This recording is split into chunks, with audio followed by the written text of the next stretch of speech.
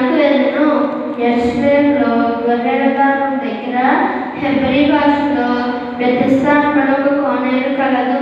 దానికి 5 మంటపములు కలవు.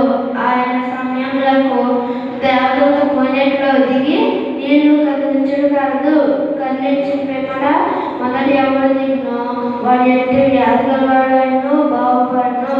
కనుక ఆ మంటపంలో రోగులు, గుడ్డివారు, ఊచకాలం చేతులు కలవారు గుంపులుగా పడి ఉండి అక్కడ 32 ఏళ్ల నుండి వ్యాధిగల మనుషులు ఉండెను.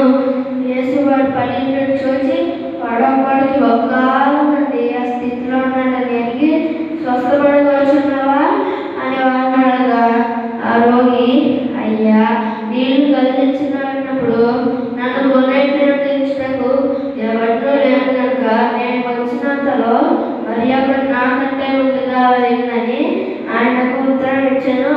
అందుకు యేసు, నీవు లేచి